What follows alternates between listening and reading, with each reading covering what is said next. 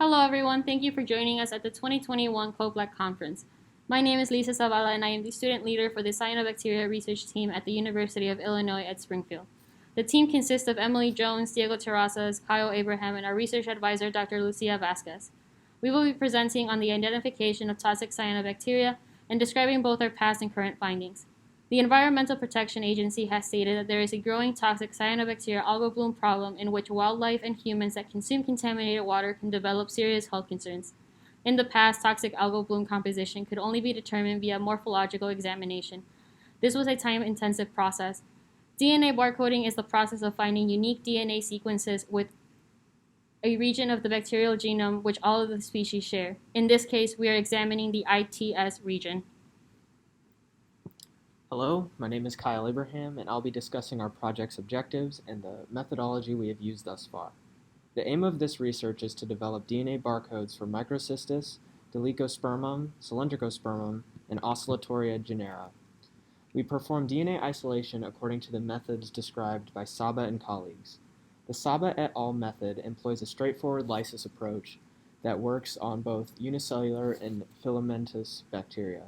To amplify the ITS region, our team designed PCR primers using DNA sequences from GenBank and Primer Blast on NCBI.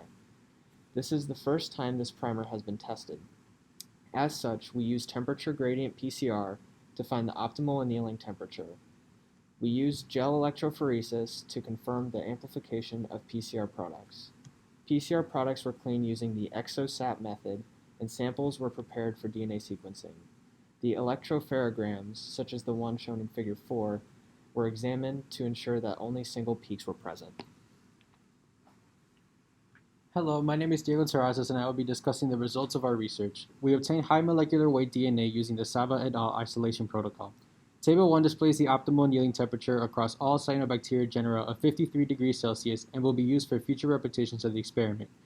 Figure 4 shows a section of an electropherogram for Microcystis. Examination of the rest of the electropherogram showed peaks with double bands. Similar results were obtained when we examined the Cylindrospermum electropherograms.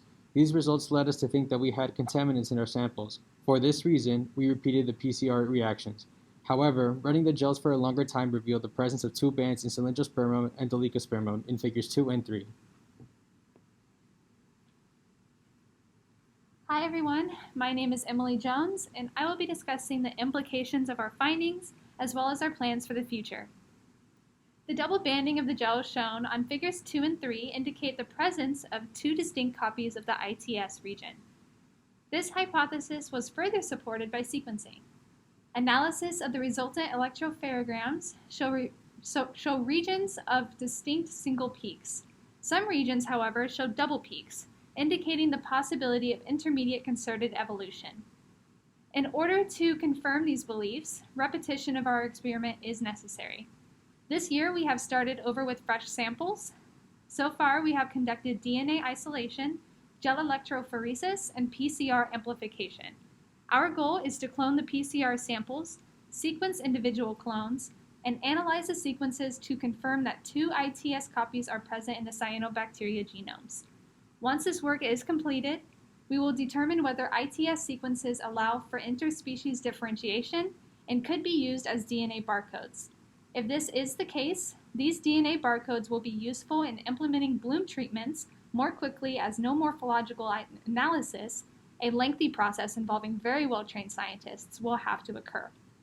Alternatively, if the ITS sequences are not good DNA barcodes, then we could pursue additional testing to gain a better understanding of the concerted evolution process in the species under study.